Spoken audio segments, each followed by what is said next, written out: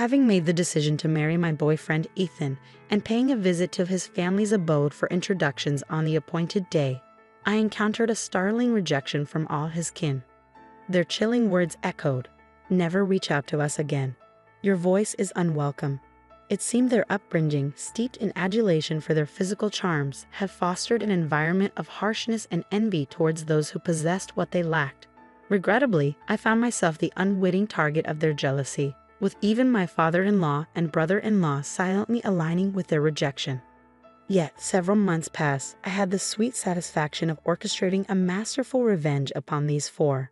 My name is Amy, age 27, now basking in serene and joyful days encircled by love for my husband, our cherubic child, and my own parents.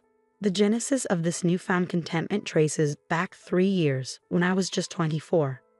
It all began with Ethan, my former colleague turned beau, who proposed to me. Bonding over our shared love for cinema, our friendship blossomed into romance through countless movie dates on our days off. Ethan's gentle demeanor and universal amiability endeared him to many at work. Averse to conflict, he possessed a forgiving nature that endeared him to all. From the moment I joined the company, Ethan intrigued me, so when he finally mustered the courage to ask me out, I was elated, eagerly anticipating each day at work. During moments of professional missteps and personal lows, he offered unwavering support, fostering a natural desire within me. I want to spend my life with this man. Ethan harbored ambitions of launching his own business down the line, and I was eager to stand by his side, offering unwavering support every step of the way. When he proposed to me, my heart soared with joy. There was no hesitation. I accepted his proposal without a second thought, resolved to spend my life with him. The weekend following Ethan's heartfelt proposal, we promptly journeyed to my family's abode, introducing Ethan to my parents and sharing our plans to wed. Ethan's warmth and charm extended effortlessly to my family, effortlessly bonding with my father over drinks and conversation. My parents, enchanted by Ethan's demeanor, readily embraced our union, reveling in our shared happiness. Witnessing Ethan effortlessly blend into my family dynamic, I couldn't help but feel blessed to have him in my life.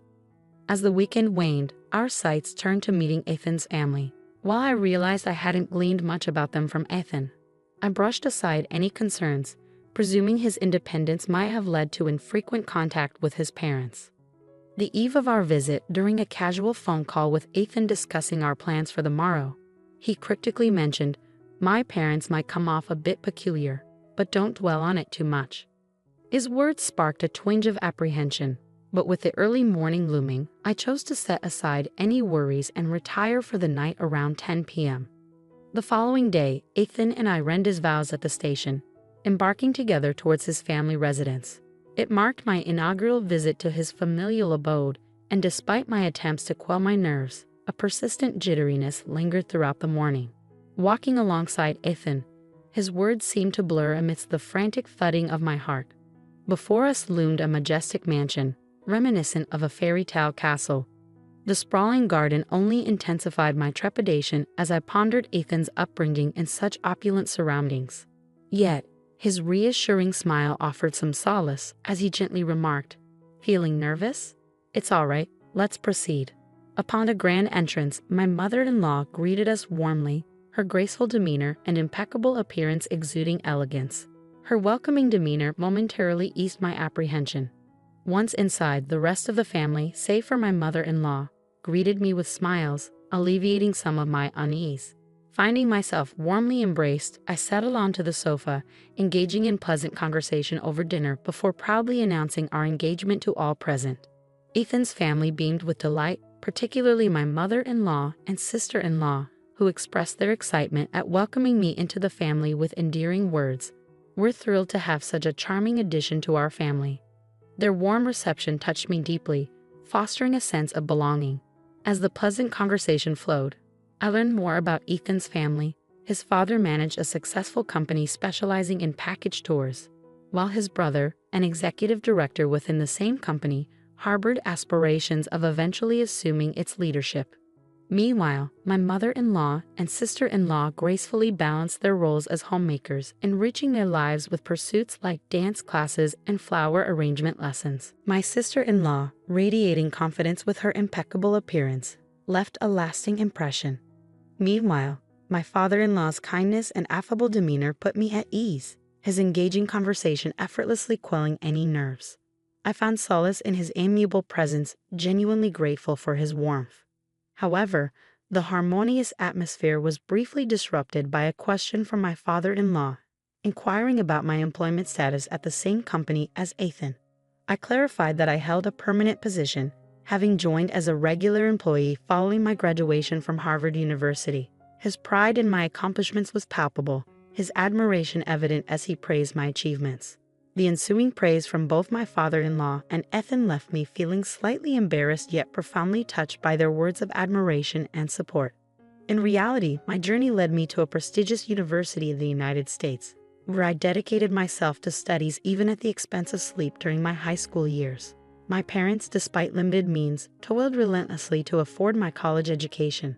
Fueled by a deep-seated determination to secure a promising career and ultimately repay my parents' sacrifices, I poured my heart into every endeavor. Engrossed in lively conversation with others, I couldn't help but notice the sudden silence from my mother-in-law and sister-in-law. A pang of apprehension gripped me, prompting a frantic search for a change of topic. Observing a striking arrangement of flowers adorning the table, I ventured a compliment only to be met with a sharp retort from my mother-in-law, questioning the sincerity of my interest in housewives' pastimes, given my professional stature. Bewildered by her abrupt shift in demeanor, I struggled to comprehend the underlying hostility. Echoing her sentiments, my sister-in-law insinuated that my academic background might lead me to dismiss their pursuits as trivial. I never intended such implications, yet found myself at a loss for words, choking back tears of frustration. Ethan swiftly intervened, rebuking their baseless assumptions and defending my character. Though his words offered solace, I remained mute, unable to muster a response, my gaze fixed downward.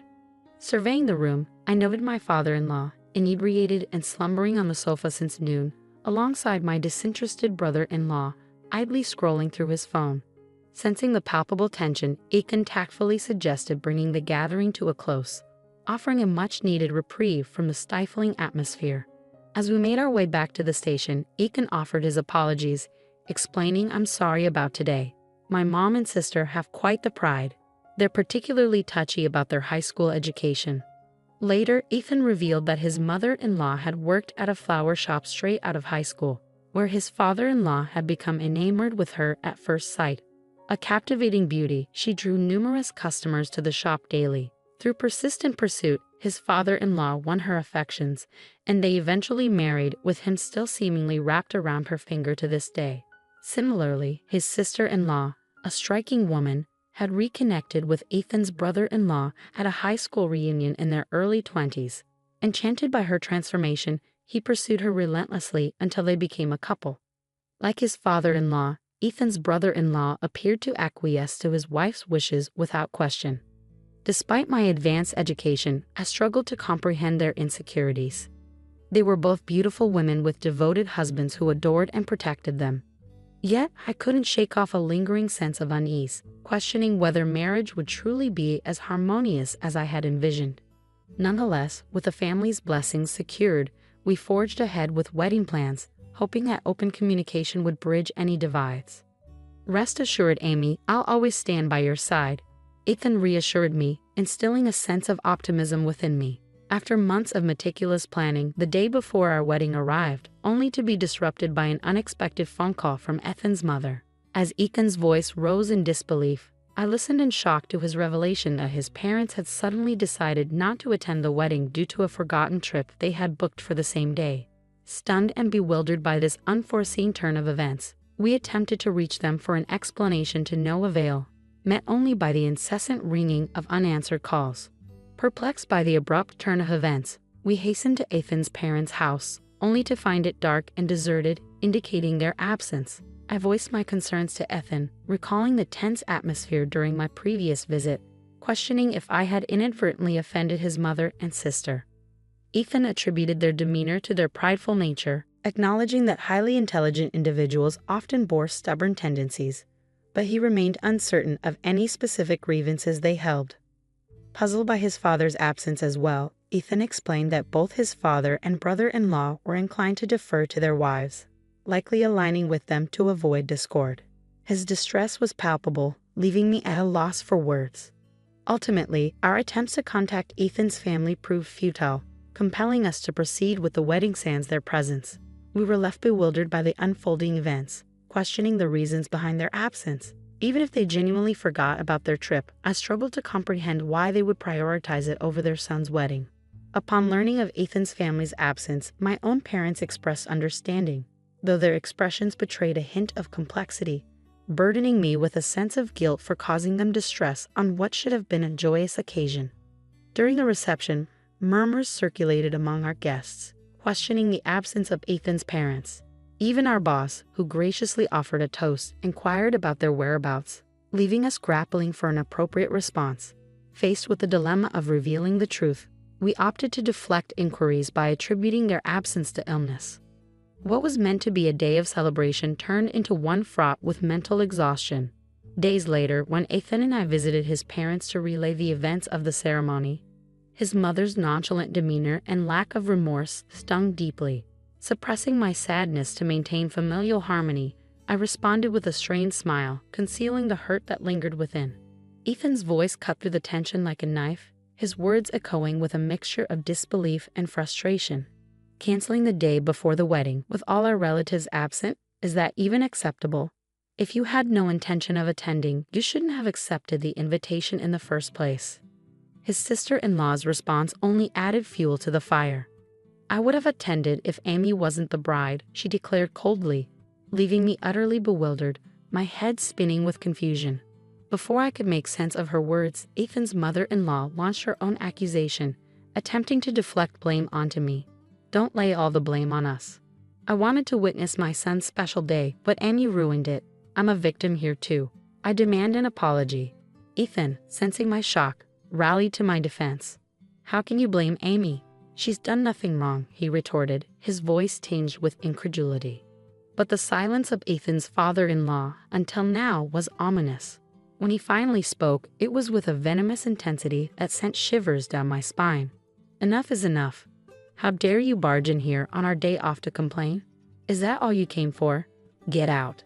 His words were like a slap in the face, and before we could even process what was happening, we found ourselves forcibly ejected from their home. As I hastily slipped on my shoes at the entrance, my mind reeled with shock and disbelief, struggling to comprehend the sudden turn of events. A sharp sting on the sole of my foot jolted me into a panic. Ouch! I exclaimed, lifting my foot to find a caterpillar wriggling inside my shoe. Recoiling with disgust, I hastily kicked off my shoe and fled outside, releasing the creature into the open air. As I stood, one shoe on, catching my breath, I noticed my mother-in-law and sister-in-law watching, their laughter laced with a malicious edge. "Are you all right?" they asked, their concern ringing hollow. Eager to escape the uncomfortable situation, I mumbled an apology and made a swift exit, only to be halted by my mother-in-law's unexpected words. "Amy, please refrain from involving yourself in our affairs except for weddings and funerals," she said, her tone final as she shut the door, leaving me bewildered and hurt. What had I done to deserve such treatment? All I wanted was to foster a positive relationship with Ethan's family. On the journey home, Ethan showered me with apologies, assuring me that I needn't endure any further interactions with his family. Despite his efforts to console me, I couldn't shake the feeling of guilt and confusion. The revelation that my presence had caused such disdain from his mother-in-law and sister-in-law weighed heavily on my mind, leaving me questioning my worth. The next day brought a new wave of distress as my entire body erupted in intense itching. Rushing to the mirror, I was greeted with the sight of fiery red swelling covering my skin. A visit to the dermatologist revealed that the cause was caterpillar stings from the previous day. The itching was unbearable, robbing me of sleep for weeks on end. Recalling an unsettling incident at Ethan's house, where I had noticed my brother-in-law tampering with my shoes at the front door, I couldn't shake the feeling of distrust towards my in-laws. And just when I thought things couldn't get worse, Ethan fell ill and was hospitalized with stomach pains, diagnosed with a suspected gastric ulcer. Worried sick, I insisted he take time off work and accompanied him to the hospital for further tests, grappling with the mounting challenges that seemed to plague us relentlessly. I hesitated, recalling the blunt instruction to only reach out in the event of a wedding or funeral. Yet, I couldn't bring myself to keep Ethan's hospitalization a secret from his parents. Gathering my courage, I dialed their number, my hand trembling as the phone rang, nerves twisting my stomach into knots. The mere sound of my mother-in-law's voice filled me with a profound sense of dislike, a testament to the strained relationship that had developed between us. "Hello," she answered. "It's Amy. I apologize for not keeping in touch. There's something I need to tell you," I began tentatively. "Ethan has been hospitalized.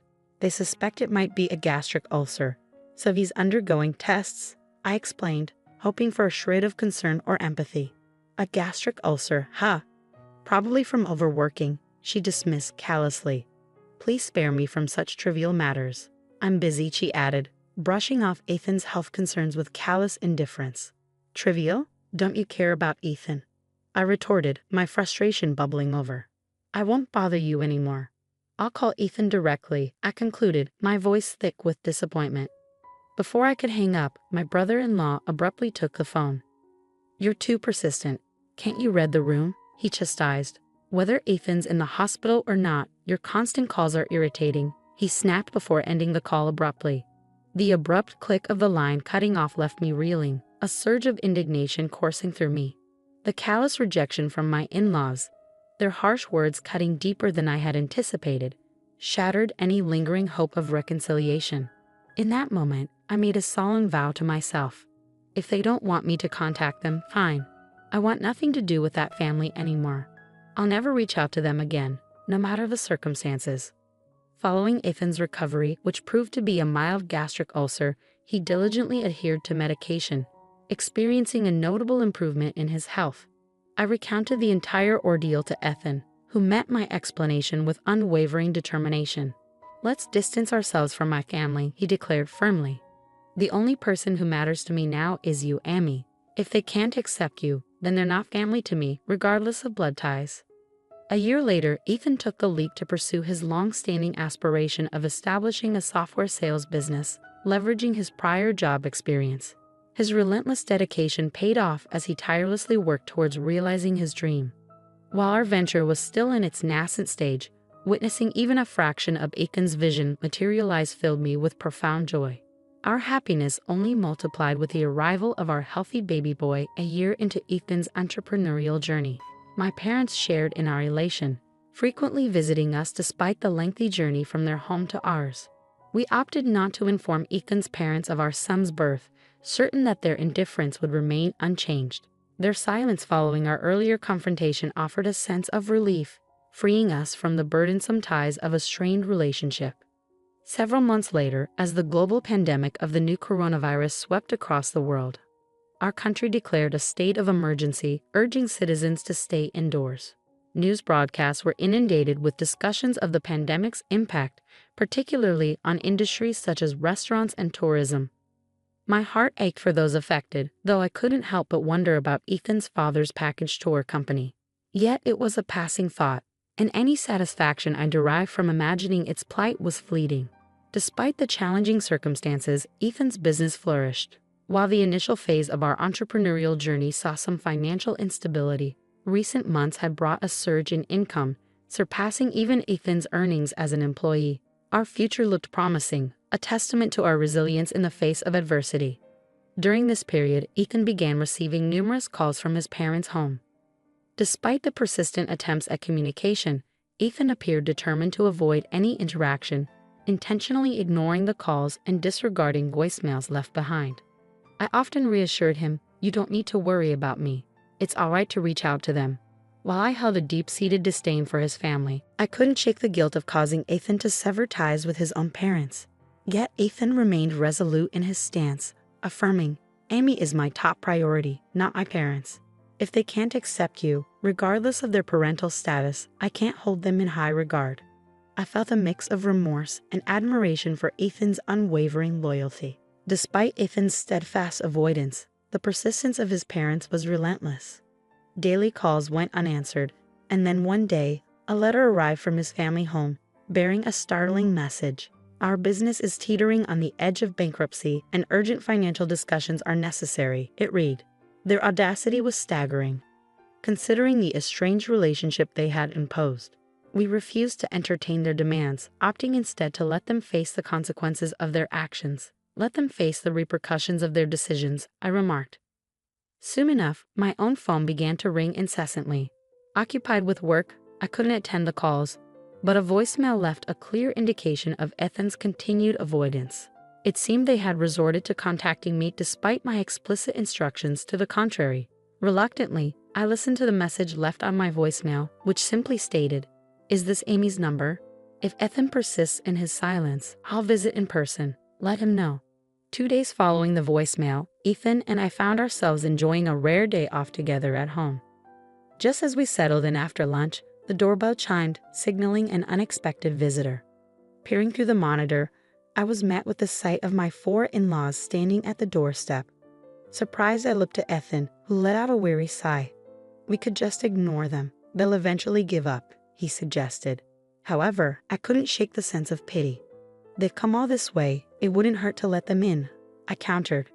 After a brief moment of contemplation, Ethan relented, unlocking the door to face whatever awaited us on the other side. Pitiful. Never would I entertain such thoughts about our cunning in-laws. I resolved silently, deliberately withholding the voicemail's revelation from Ethan. Everything was orchestrated to draw them into our home. My faint surprise at their arrival was a well-rehearsed act. I knew their persistence would eventually lead them to our doorstep. There was a method to my apparent madness. The true retaliation had yet to unfold, and it was time for a showdown.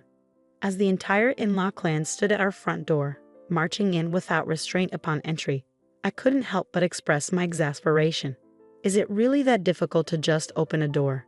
It's simply uncouth," I remarked with thinly veiled frustration. Observing our son engrossed in play with his toys on the floor, Ethan's mother couldn't resist a remark. "Whose child is this?" she inquired. "He's our son," I replied matter-of-factly. "Ah, I recall now. Since you insisted we cease contact, I saw no need to inform you of his arrival." "Clearly, your interest is lacking," she retorted dismissively. Her contemptuous gaze met mine, and she muttered disparagingly under her breath. I found myself relishing the moment and turned to address Ethan's father. "What brings you here today?" A courtesy call would have been appreciated, I stated, my tone tinged with sarcasm. Ethan's father bristled at my remark. "Didn't you receive the letter?" he retorted sharply. "You mean the one that arrived 2 days ago?" I countered, noting the frustration in his tone. "If you had bothered to read it, you'd know we required urgent communication," he snapped back, his anger palpable. Swiftly, I retorted, "You made it clear you wanted nothing to do with us anymore, so I assumed contacting you was unnecessary." Suppressing a grin as I faced the stern quartet, I noticed Ethan, my husband, remaining silent, allowing me to speak my mind freely. It was characteristic of him to gauge the situation adeptly. It seemed unfathomable that he was raised by parents lacking such basic sensibilities. Abruptly, my father-in-law's demeanor shifted, transitioning to a pleading tone. "Please, I apologize for the past. The ongoing COVID situation has devastated our travel business. With cancellations piling up and no new bookings in sight, we're facing ruin. Can't you assist me with some financial aid?" In response, I maintained, "While I empathize with your predicament, I cannot readily aid someone who previously disavowed any connection with me. However, genuine displays of sincerity might sway my decision." Outraged, my father-in-law attempted intimidation, his expression contorted in fury. Unfazed, I resolved to handle the situation on my terms. "You're free to leave if you don't agree," I declared calmly. As my father-in-law persisted in pleading, beseeching me for assistance, I remained resolute. Eventually, he implored the others to apologize, leading to a collective plea from the entire group. In response, I politely declined their appeals, maintaining my composure. Enraged, my father-in-law slammed his hand on the table, his anger palpable as he grabbed my collar, accusing me of arrogance amid his attempts at reconciliation. Taken aback by his sudden aggression, I was about to intervene when Ethan stepped in, asserting, "Dad, don't lay a hand on Amy." My father-in-law retorted, "You're choosing your wife over your parents' plea." Ethan remained firm, stating, "Amy is my priority. I can't condone mistreatment towards her, even from my own parents. I won't accept superficial apologies just for money. If you can't sincerely apologize to Amy, then leave, Enraged by Ethan's stance, my father-in-law lashed out, landing a punch squarely on Ethan's face. Shocked and struggling to comprehend the violence unfolding, I attempted to reason with my father-in-law. But he was beyond reason, relentlessly kicking Ethan as he lay on the ground. Desperate to intervene, I tried to restrain my father-in-law, but he shrugged me off, causing me to collide with the table, resulting in a painful impact to my head. As I touched the back of my head, I felt the warmth of blood trickling down my fingers.